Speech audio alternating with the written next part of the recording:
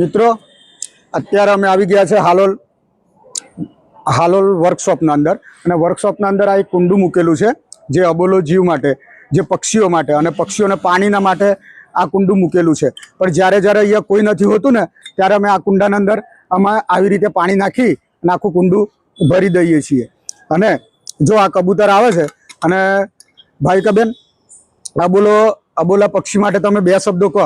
અબોલા પક્ષી માટે તો આટલું જ છે કે એમના પ્રત્યે થોડોક પ્રેમ દર્શાવો। ઉનાળામાં હમણાં પાણીની બહુ તંગી હોય, ત્યારે પાણી ના પણ મળે તો એવી પરિસ્થિતિમાં આવું કુંડું પાડો તો એમાં થોડું પાણી નાખો જેથી તેમને પૂરતું પાણી મળી રહે અને પાણી વગર એમને રહેવું ના પડે। અને આપણે જે પણ જગ્યાએ આપણે જઈએ અને કોઈ બી જગ્યાએ આપણને કુંડું દેખાય કે કઈ બી જગ્યાએ આપણને લાગે કે આપણે સેવા કરવાનો મોકો મળે છે તો એ સેવાનો પૂરેપૂરો ફાયદો ઉઠાવો અને આવી રીતે કોઈ બી જગ્યાએ પાણીની વ્યવસ્થા કરી આપવાની। આપણા જોડે પાણી તો હોય જ છે, આપણે બી આટલા તરસથી તડપડીએ છીએ તો પક્ષીઓ માટે પણ આટલી સેવા કરી શકીએ।